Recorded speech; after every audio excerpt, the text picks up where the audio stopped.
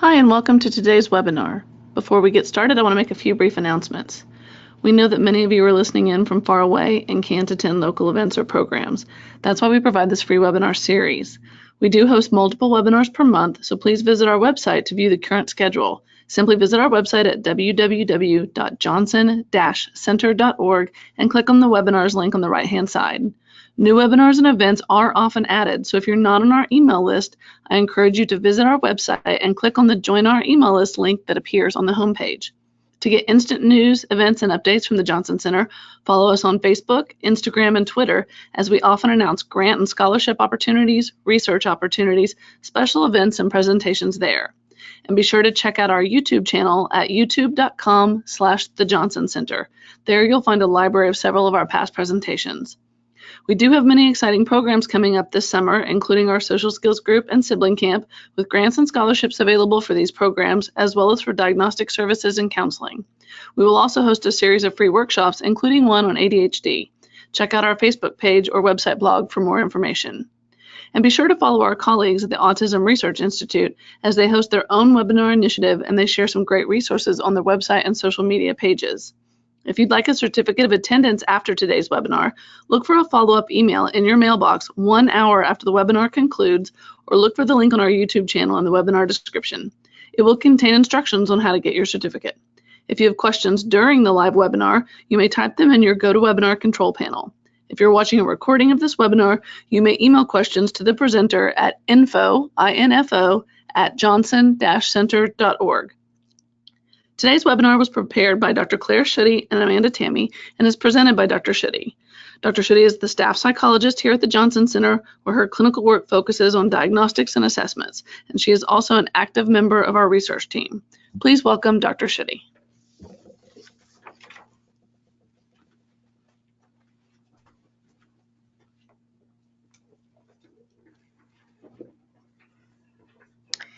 Hello, everyone. Thank you for joining me today as I cover this important topic, autism and sex education, why it matters, thoughts to consider, and tips for teaching. This presentation was developed by Amanda Tami. She's our licensed professional counselor in BCBA, and she recently presented it at the International Autism Conference, Challenges and Solutions, in Moscow, Russia last month. This presentation was adapted for our webinar today.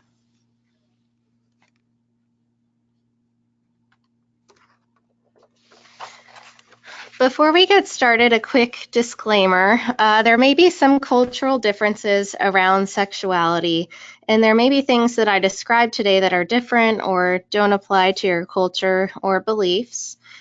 Take what is meaningful to you.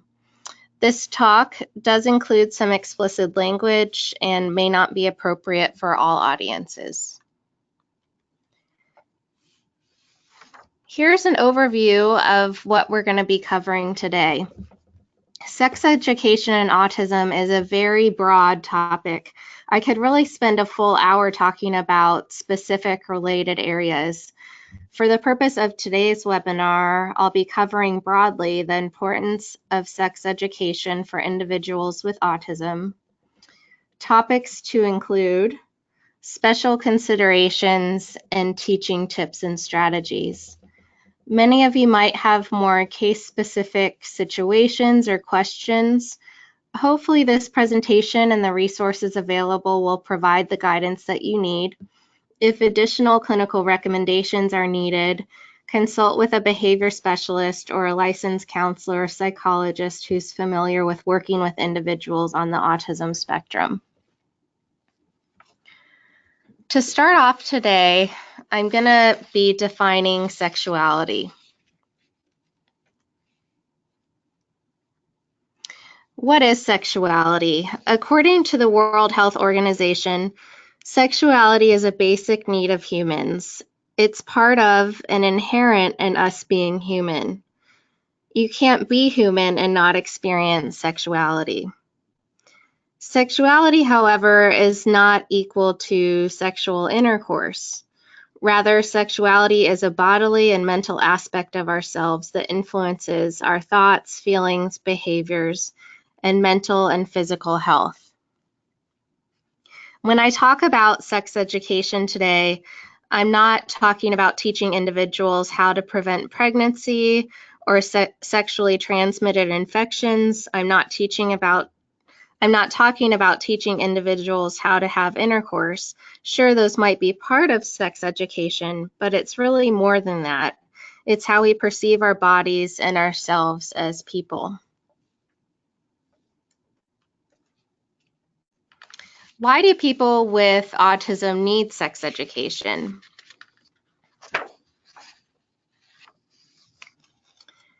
Sexual urges develop in adolescence and they don't go away. Not talking about it or hiding information about sexuality from someone does not make these urges go away. We all need to learn what to do with these urges and how to do so in a socially acceptable way, and a way that's congruent with family values.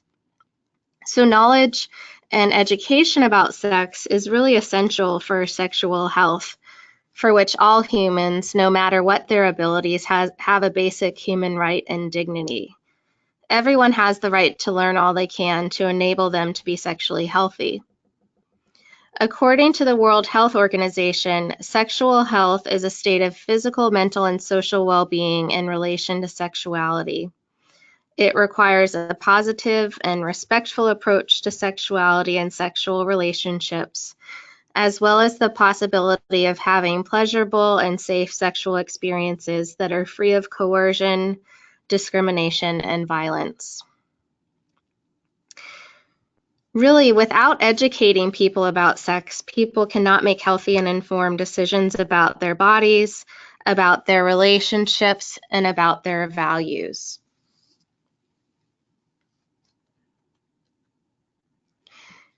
It's normal and natural for every person with a body to express their sexuality regardless of their condition or their functional ability level. Again, sexuality is a human trait, not a trait specific to people without autism or people of a certain cognitive capability. It's biologically human. However, in someone with autism or other disabilities, social knowledge might not develop alongside physical sexuality.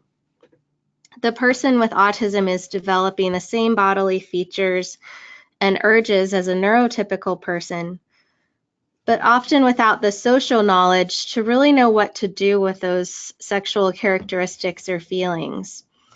Whereas neurotypical preteens and teens might figure this information out on their own or have peers or others to provide the information, the person with autism might not, so targeted teaching is often necessary.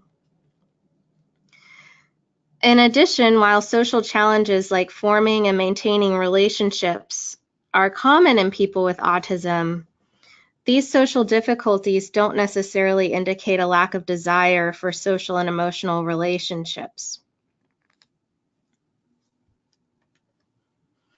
They may make it harder to form these relationships or understand the social nuances around relationships, but it does not necessarily mean the person does not want the relationships.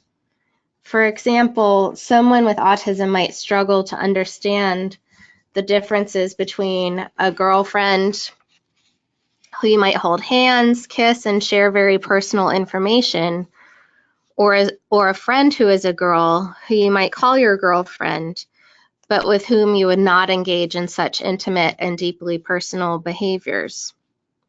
So these social nuances create additional challenges for someone with autism, but they don't make the desire for a girlfriend, for example, any less intense. Also consider where most teens get their information about sex. While some do receive sex education from parents, from educators, or other professionals, much information on the topic really comes from peers. And generally, people with autism have fewer close friendships, and therefore less access to this information from peers that others might get. So if your child isn't getting information on sexuality from you or from their peers, where can they turn? Well, they may not be getting it at all, or they may be getting information from the internet or that may or may not be accurate, and maybe giving them false ideas about sexuality. The internet is a wealth of information and misinformation on all kinds of topics. If a person has no framework for filtering the information, they can't determine what to believe or not.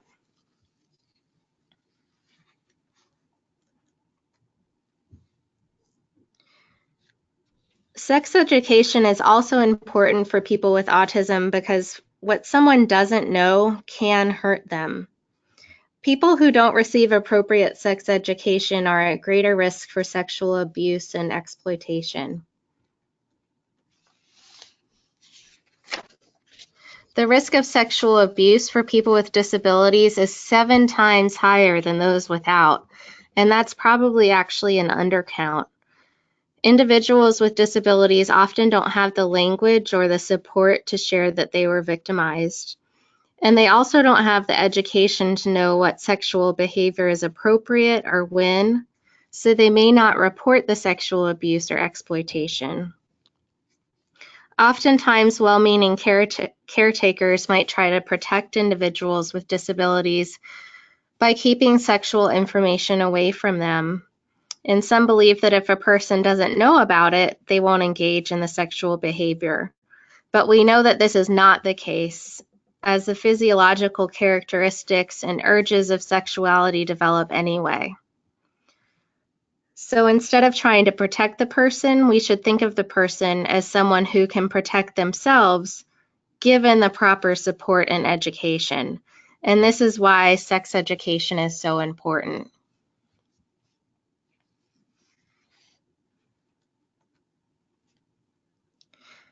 In addition to possible abuse and exploitation, without education, a person with autism may engage in socially inappropriate sexual behaviors that may be seen as sexual deviance, when in reality, they just don't have the information. Many individuals don't receive sex education until after they've engaged in a sexual behavior that's considered inappropriate or potentially dangerous. So instead of the information being proactive, it's more reactive.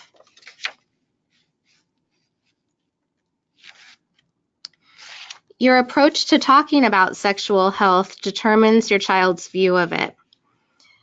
If you avoid the topic, give false information, or show discomfort talking about it, your child will learn to be ashamed of sexual health and the behaviors around it. And they might be less likely to come to you with questions or for more information. All of this can be, parents can have varying levels of comfort with talking to your kids. So if you are feeling a level of discomfort, work on that, get to a place of comfort, get education, access resources, and then provide the important education to your child. While it's important to teach children about public versus private behavior, and we'll be talking more about that later, also where and when it's appropriate to talk about sex, there's a difference between private and secret. Private means it's something we do or talk about with people we trust and not out in public. Secret means it's something we don't want people to know about, we hide, or we're ashamed of. We have to be careful about talking about it and don't want people to know that we're talking about it. When we encourage secrecy, kids learn to feel ashamed and to avoid talking about the subject even when they have questions or are lacking the information. So those are all important reasons why individuals with autism need sex education. Now we're going to move on to discuss what to include in sex education. So these are going to be different topics and areas to focus on. As I mentioned before we started today, this is a hugely broad topic, and there's many different topics that go into sex education. I'm not going to delve into each of these. These are just examples of things that should or might need to be included. This is also going to be individual specific. So what topics you're covering will be determined based on the individual's needs. Sexuality encompasses much more than just sexual intercourse. It should include education about a wide variety of topics, and these are some of the many issues, such as being able to identify body parts, names of body parts, how they'll change, reproduction and puberty, including personal hygiene habits and changes, birth control, sexual health, health screenings, sexual life cycle, male, female, social and sexual behavior, dating, marriage and relationships, abuse awareness and safety, boundaries, assertiveness, self-esteem, public and private behavior, masturbation, personal responsibilities, the nuances of laws, and different social and body cues. Again, this doesn't have to happen all at once, and you're going to introduce these concepts at different ages. And as you're teaching your child about sexuality, you're doing so at a level of knowledge and using techniques that are appropriate for them, for the individual. And we'll talk about some of those considerations and strategies later.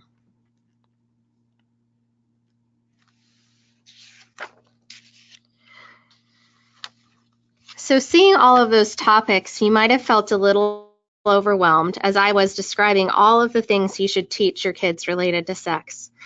But again, you don't need to teach all of these at once. You'll teach different topics as they are ready. So here's some information on what you want to start teaching in early childhood and elementary school. It would be things like gender differences, differences between boys and girls, public and private behavior, such as what are things that you should only do when you're by yourself or with a parent or doctor, going to the bathroom versus washing your hands, body parts. It's important to teach the correct names using the words penis and vagina. They're anatomical body parts like an arm or a leg, and we shouldn't be ashamed to talk about them.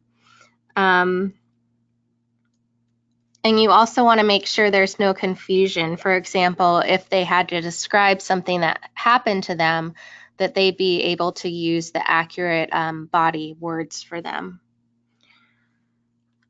Also, things like bodily changes in puberty, saying no, public restroom use and behavior. These are all just some examples of what topics should be covered in childhood. As your child hits puberty and beyond, you want to start to get more specific about the changes that their body is experiencing. This would be things like menstruation, ejaculation and wet dreams, masturbation and sexual urges, and health screenings and checkups that they may need to start doing. You want to start talking in more detail about the social aspects of sex, like attraction and sexual feelings, relationships, pregnancy, safe sex. And remember to continue talking about abuse, when to report, how to be assertive, and have clear boundaries. Again, these are just examples. Remember that sex education is going to be an ongoing process. It's not going to happen just at once. It's not going to be just a few clear-cut educational sessions. It's going to be an ongoing process, not a one-time conversation. You're going to want to introduce and reintroduce each of the topics at appropriate times. For example, you might talk about getting your period before your daughter has gotten the period, But once they've gotten it, that conversation is going to continue, as well as different behaviors surrounding it. For some, you might have a conversation, for example, about public versus private behavior. This might be every single day for a particular individual. It's going to be ongoing.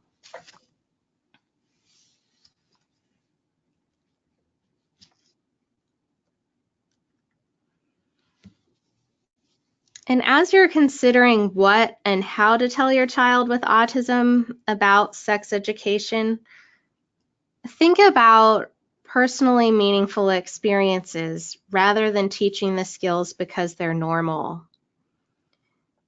You might look at the list that I just gave you and say, okay, I need to talk to my child about this, but not everything related to sex is personally meaningful to every person. So you're going to want to look over that list and pull and focus on what's personally meaningful as well. For example, a person with more severe symptoms of autism and lower cognitive abilities, they might not ever have the experience of a sexual partner. So maybe for that person, you might teach much less about how to establish a dating relationship and more how to deal personally with sexual urges. An interest in sex and developing intimate relationships with others is going to vary across individuals at all ability levels. So as much as possible, you want to make the education personally meaningful as well.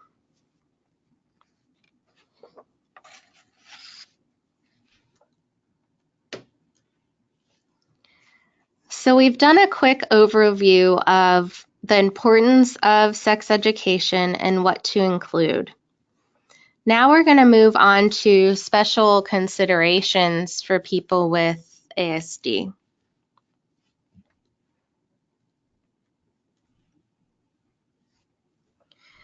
As I just said regarding personally meaningful experiences, for a person with autism, there may be a lack of opportunity for sexual behavior.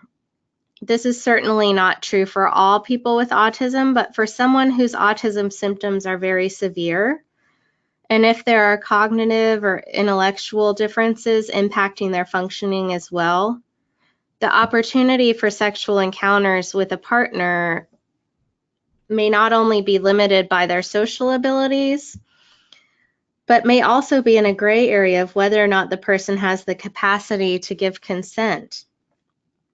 Certainly without enough information about sex, they can't give consent.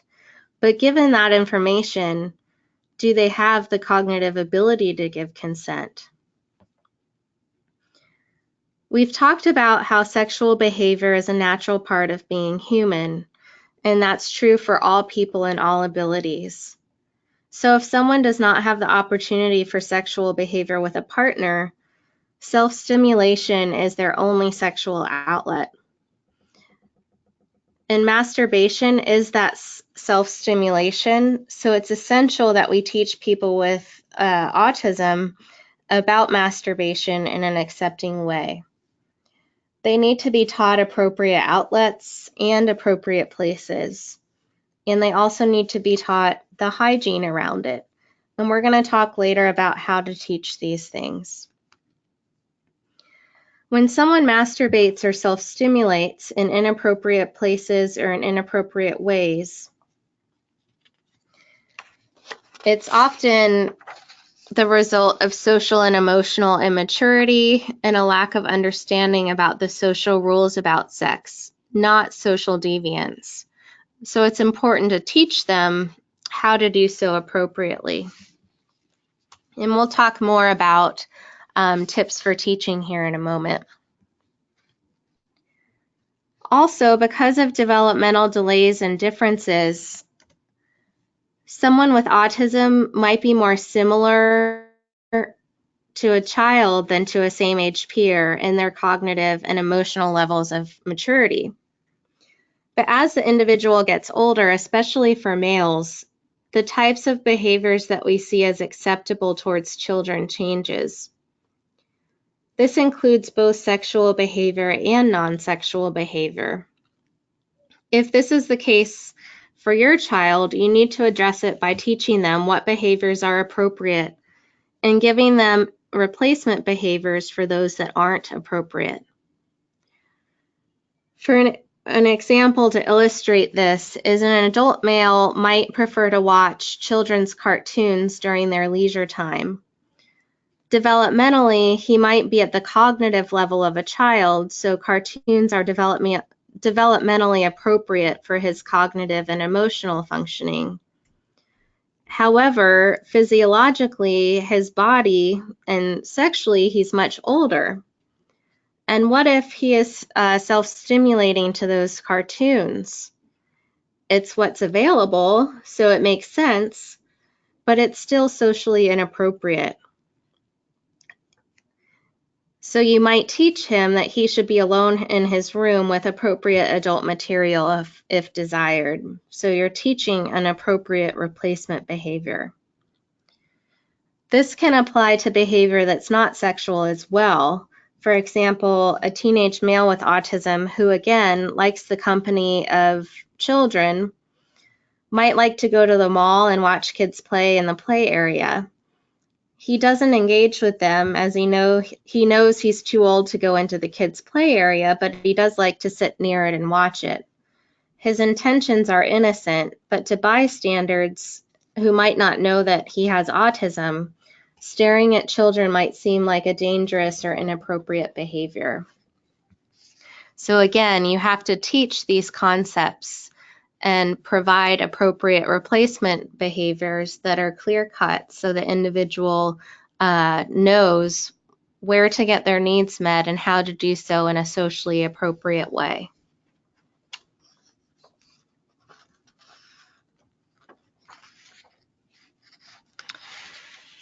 As I mentioned earlier, abuse prevention and overall sexual safety is very important. The underwear rule, which is described on this slide, is a great resource for this. And the overall premise is that these conversations aren't to be had at one time. Again, they should be ongoing. You want to weave your conversations about staying safe into daily routines. You don't want to force the issue. Choose the right time and the right place. And if your child's not ready, you don't want to force it. Back up with what you're saying with visuals, such as pictures of good and bad touch.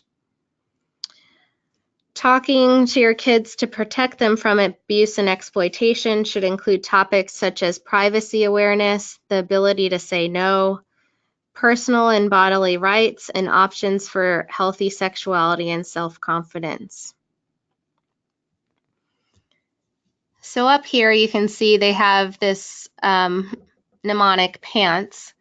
P, privates are private. A, always remember your body belongs to you. No means no. Talk about secrets that upset you and speak up so someone can help. As children grow into adults, a person with ASD may have less cognitive capacity to understand sex and exploitation. We discussed consent briefly earlier, and it applies here too. Consent is really tricky no matter the ability level. Where do you draw the line between consensual relationships and abuse and exploitation? It's a tricky question to answer, and it's quite complex and really can be situation specific. Generally, our recommendation is that you teach people, both kids and adults, this rule. Teach them what sex is and what behaviors are sexual in nature, and maintain a continuous open conversation about sex so that they can come to you for help deciding whether someone's behavior was appropriate or not.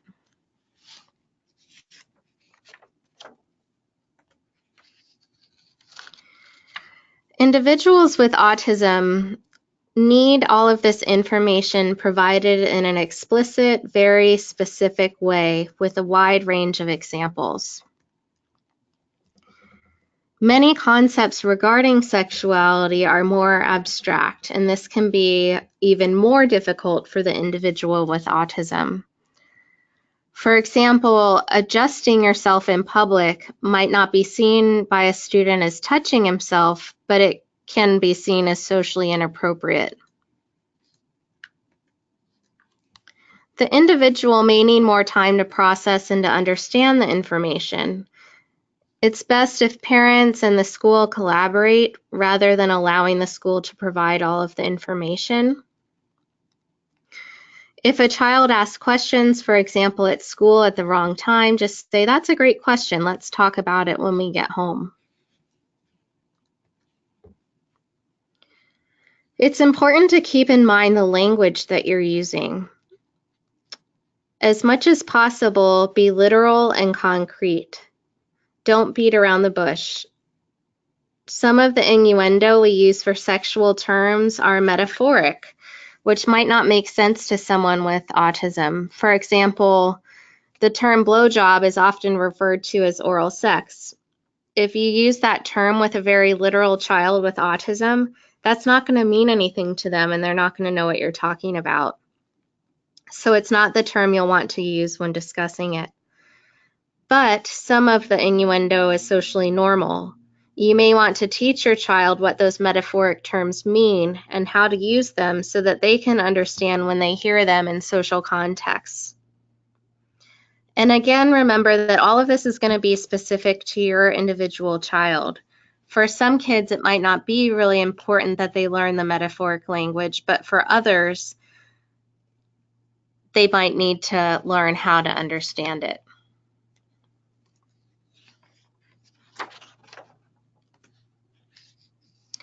Another thing to consider are sensory sensitivities.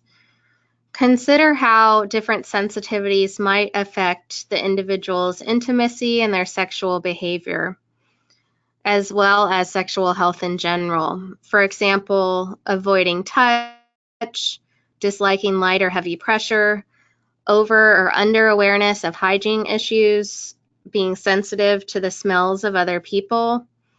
An example would be, what if a female doesn't like the feeling of wearing a menstrual pad or a tampon? How can you address those sensory sensitivities so that they can be comfortable?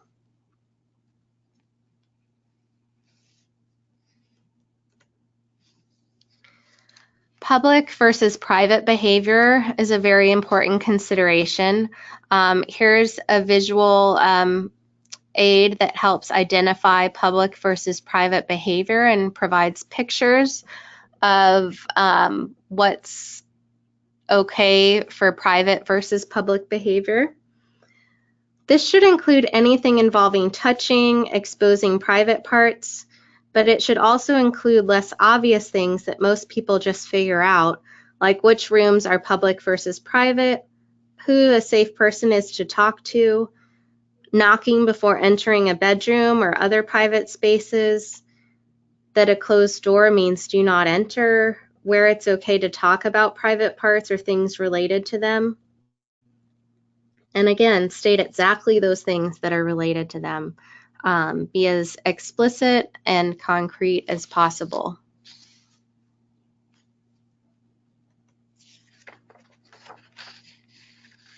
And finally, make sure you consider online behaviors. This is important for all kids, regardless of their ability levels, because unfortunately, kids can be exploited and taken advantage of online. Adults with autism also need specific education in this area, as do many individuals, whether they have autism or not. So it's important to teach kids appropriate and safe online behaviors. This includes what you expect from them in their online behaviors, for example, not trolling or bullying, and teaching them specifically what behaviors would constitute these, and signs that someone's trying to take advantage of them. This can be really difficult for someone who already struggles with social cues, because online these can be even more difficult to read. It can be just because there's no body language or nonverbal communication for them to pick up on. So give very specific guidelines for what to do in certain situations. For example, you might teach your child to never meet up with someone in person who they know online without a trusted adult to go with them. You might teach them that if they ever receive anyone asking for something or stating that they need money, they need to ask you for help about how to respond. And we also need to teach our children that what they see online isn't always reality. We already talked about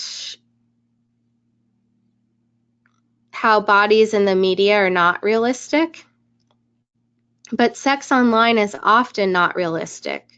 If your child's watching porn on the internet, and teenage boys probably are if they're cognitively capable of finding it, they need to know that what they see in pornography is not what sex is going to be like in real life. Online safety really could be a topic for an entire webinar. So these are just some of the considerations to take. Again, it's going to be individual specific, but it is very important, especially if your child is on the computer often and does have access to adult materials. As we wrap up considerations for sex education and autism, I just want to emphasize again, considering the individual and their unique needs. Now we're going to move on to teaching tips and strategies, so how to get the information across to the learner. Who should educate the child? Parents are the best educators, and in addition to parents, teachers, therapists, and other trusted people can provide the education. If the child's receiving sex education at school, parents should collaborate with the school and work with your child at home at the same time, so they're getting information both at home and at school. Additionally, because they might need more time to process the information or might need to hear it multiple times. This is going to help their learning and what they're learning at school generalize across environments. As discussed earlier when we were talking about language, it's really critical to make the information concrete. Use very literal terms, give specific examples, and be very explicit in your explanations.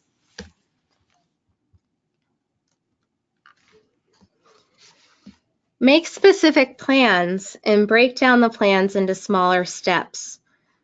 For example, what to do if your daughter's period starts in school, or what to do if someone touches your private parts. They should have kind of a specific idea in mind of I would do this, this, then this. So it's very concrete. And you want to make it simple and easy to remember. You could even add on something to this, such as a written or a picture schedule. With the period example, what to do if I get my period at school. The individual could have a little picture card where it has the steps laid out for them that they could pull out and refer to. And we'll talk more about visual aids in a moment here. Consider how much information your child can take in at once. So think about, how can I explain this in words that they're going to understand? Try as much as you can breaking down the information and tasks into smaller pieces. In behavior analysis, we call this a task analysis. You're breaking down the tasks. For procedural steps, Peter Gerhardt, who's an expert in this area, recommends to use a task analysis to break down the steps as small as possible and then teach them using chaining. So this is teaching one step at a time from the first or the last step until you add up to every step. And you want to keep teaching each step until they have the total sequence.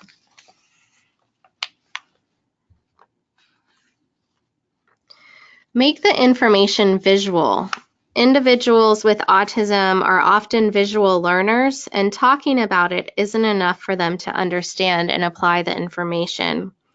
So use things like body outlines to identify where body parts are. Use visual pictures, accurate pictures, to identify what you're trying to portray. If we're talking about body parts, you want to use realistic pictures.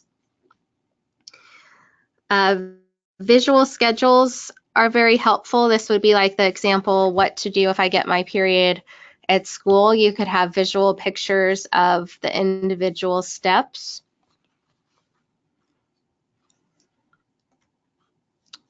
Roadmaps are kind of like a sequence. Here's an example.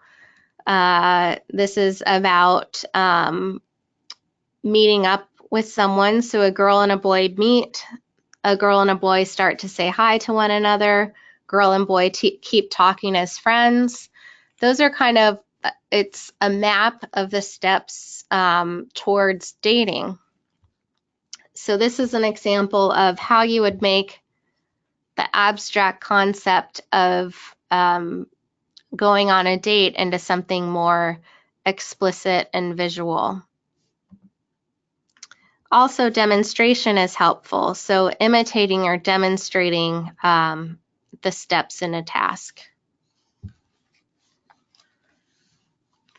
So you really want to integrate as many of these different strategies as you can, but you also want to feel out how the individual learns best.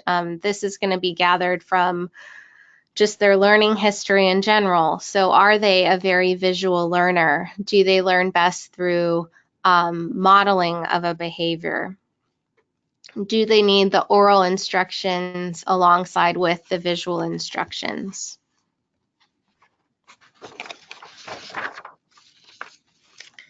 Here's an example of a visual schedule. This would be for a new hygiene routine after puberty begins. These you can find online or you can create your own. Other helpful tools can include things like imitation and role play. These provide opportunities for practicing what to do and what not to do. Scripts are also very helpful, such as a script of how to ask someone for a tampon or a menstrual pad. Social stories can be used to help teach body changes and what to expect during puberty. Video modeling is also great when teaching skills that you can't simulate or contrive easily. For example, a video of inappropriate touching or attempts to abduct an individual.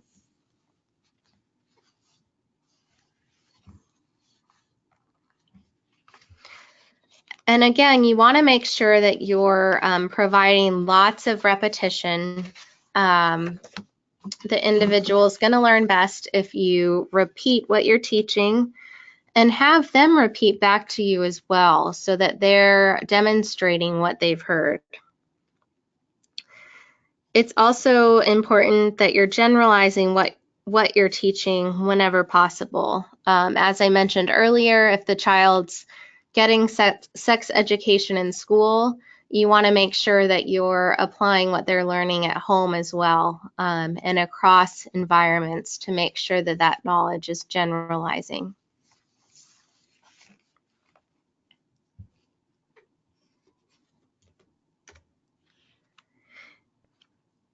And don't wait until after the sexual behavior puberty begins. You want to be proactive, not reactive. As I mentioned earlier in this presentation, a lot of times sex education happens reactively after the individual may be engaged in inappropriate sexual behavior. It should really happen before. It should be proactive and then continue on.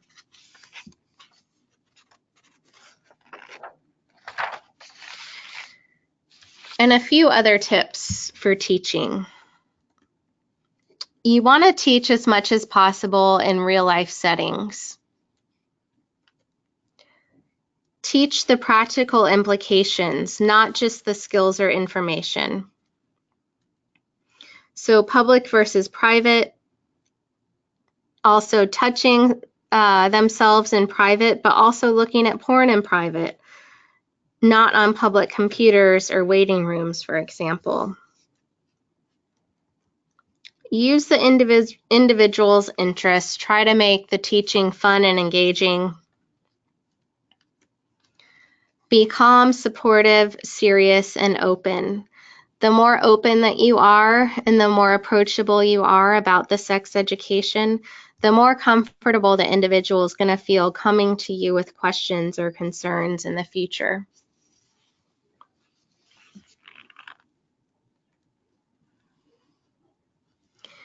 Now we're going to move on to a discussion of different behavioral interventions regarding inappropriate sexual behavior.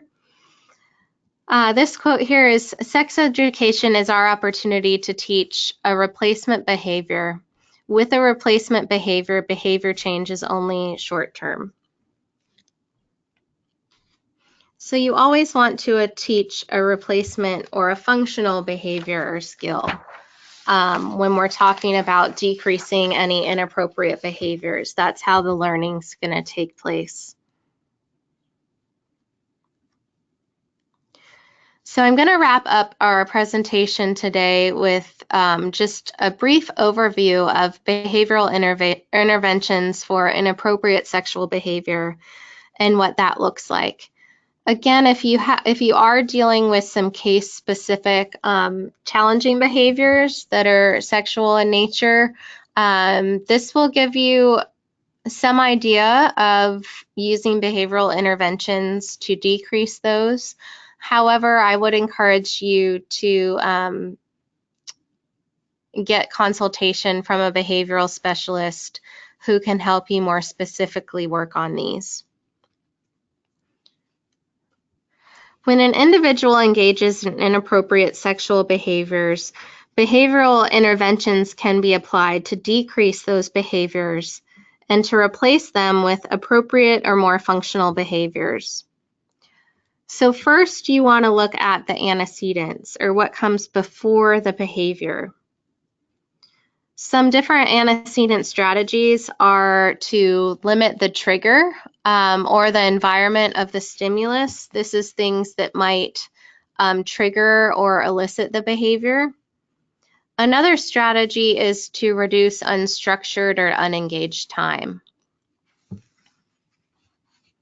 So antecedents are things that are happening before the behavior that make it more likely that the behavior will occur.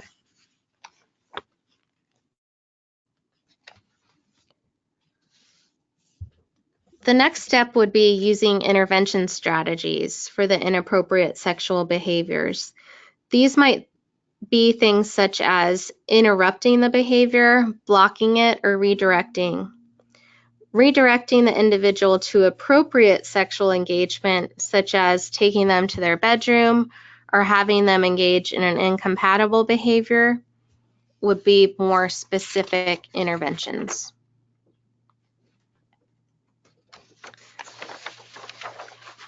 Third, you would implement consequences.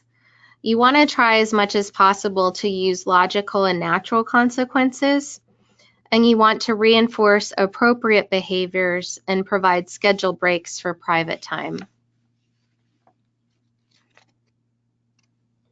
So I'm going to provide some examples of this now because it is kind of hard to understand in just these few slides. So here's a breakdown of how you might respond to inappropriate sexual behavior. Labeling the behavior. I see you are looking at pornography in the waiting room. You want to react to the behavior. It makes me uncomfortable when you do this. Redirect to an appropriate behavior. You can do that in your bedroom instead.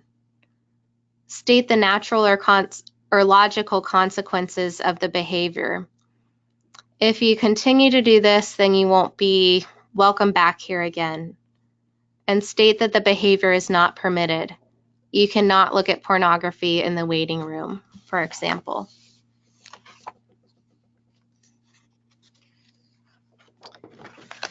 Here's another example. Let's say we have an adult who is masturbating in a common room. So first you want to interrupt the behavior, label and react to the behavior. I see you touching your penis. It makes people uncomfortable when you do that in front of them. You can do that in private. Redirect them. You can go to your bedroom to do that, and then take the person or lead them to the bedroom or other private areas. Or you can give the option of, you can do a crossword puzzle. This would be engaging in an alternative behavior. Or you can do the go dance game. This would be another activity that involves intense focus or physical movement. Next, you'd state the consequence. If you touch your penis in front of other people, they won't want to be around you and you can get in trouble. And then you want to prohibit the behavior. You cannot touch your penis when you are not alone. Again, this is both teaching what's not appropriate, but also providing a replacement behavior, such as doing that in private. You're teaching them that it's okay to do it in private, or you can provide other maybe competing behaviors, such as doing a crossword puzzle or doing a physical dance or game that would provide more bodily distraction.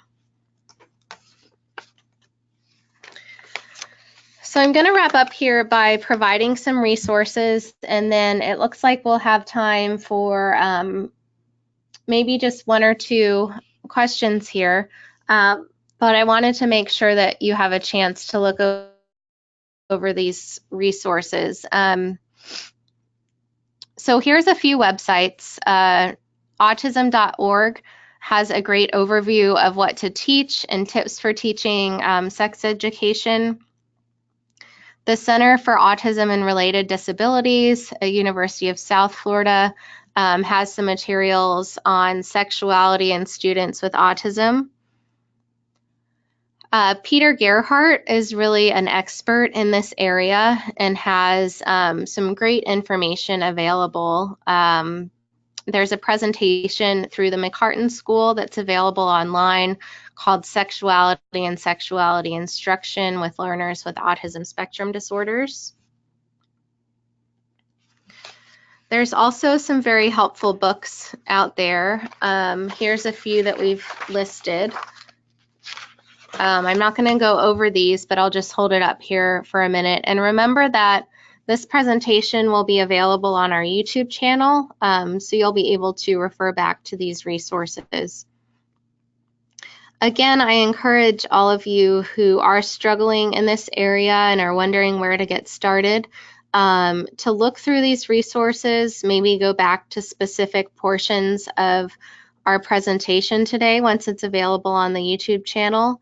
And if you still do need further guidance, consult with a behavior specialist, such as a board-certified behavior analyst, or a licensed counselor or psychologist who works with individuals with autism. And some of these resources here are specifically for the individual, and some are more for parents and how to teach. For example, What's Happening to My Body, they have a book for boys and a book for girls. These are specifically for the individual. And there's one down here that's great, that's specifically for girls as well. And then here are some of the references that we used for today's presentation. So I'm going to take a moment here to review the questions. Again, we just have a few more minutes for questions, so I probably won't be able to get to all of them. But thank you for joining me today, and I hope that you found today's presentation helpful.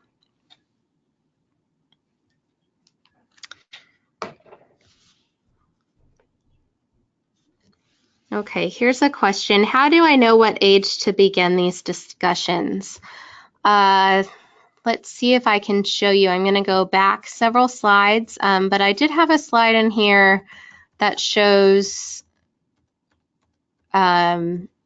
different topics that are important to cover in childhood and then closer towards puberty, and hopefully that will help you. Again, it's going to be, here's the slide. So this is kind of a general outline of topics to cover in childhood and then in middle school and up. So some of these should be discussed very early. So the difference between boys and girls, body parts, those can be taught in early childhood.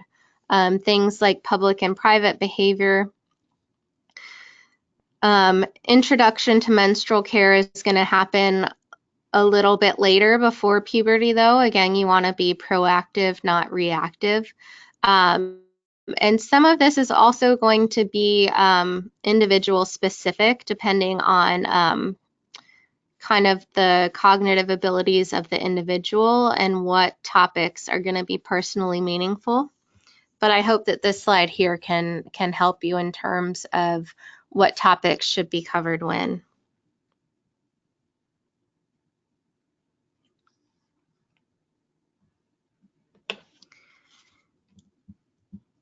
Okay, another question I got, this is a great question about a younger child touching their private parts or self-stimulating, and is this normal? What should I do? This is a very common question, and it's important to remember that self-touch, self-exploration, and self-stimulation are all natural things. It's very common for young children to self-stimulate or to touch their private parts. It's natural. It's a physiological response. It's kind of like if you had an itch on your leg and you itched it and that felt good to itch it. That's basically what's happening there. So it's important to remember that this is normal. And what you can teach is where is appropriate for them to do that. So, you know, in class at school, in a public place is not appropriate, but you can teach them it's okay to touch your private parts when you're in your bedroom or in the bathroom, for example. But again, you don't want to create any shame surrounding that, because that can lead to shame in the future. And again, it's natural and it's very common.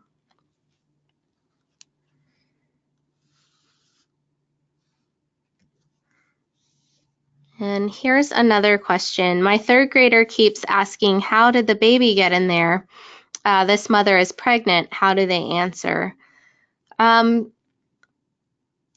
question is somewhat family specific. I would recommend for a third grader, that's about the age to, you know, start describing and providing sex education and how babies are made. So if you are comfortable with it, and if culturally, you know, you feel comfortable with really, you know, clearly describing how babies are made, that's definitely an appropriate age to talk about it. And again, you want to just provide the facts, how it happens, provide the information. You might want to describe in understandable terms for them once the baby's in there, how they grow and what happens. But that is an appropriate age to provide information about how babies are made, especially because it is something that they're experiencing within their family. But again, with the disclaimer that, you know, it can be very individual specific and family specific in terms of your culture or values and things like that.